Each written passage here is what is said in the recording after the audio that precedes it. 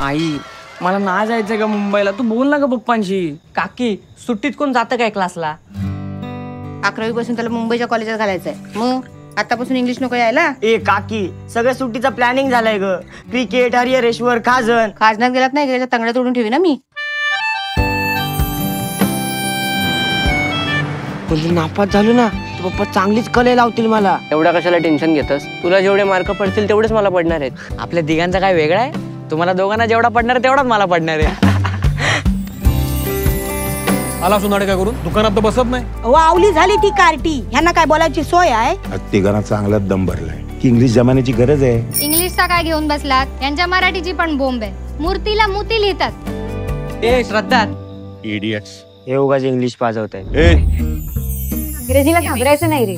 आपल्या डोक्यात इंग्लिशचे शब्द असतात, फक्त आपण ते बोलतच नाही. सुरेश काका, how are you? I am fine thank you. बघा हे असं. हे तुम्हाला माहितीये, कांदळवनाला इंग्लिश मध्ये मॅनग्रोव्ह म्हणतात. Harihareshwar is popularly non as दक्षिण काशी. झाला हिचा सुरू. MSCP वाल्यांनी हिच्या तोंडाची रिडिंग घेतली ना तर अख्ख्या गावाला लाईट भेटेल. या बाई मासळी बाजारात चिंबोरी विकतायत. आता हेच वाक्य इंग्लिश मध्ये कसं बोलशील? बस बोंबले दादा.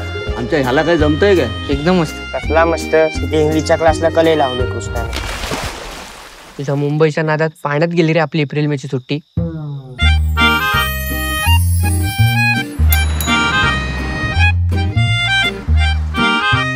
कोकणामध्ये जन्मायला आणि यायला फार मोठा भाग्य असावा लागतो. हा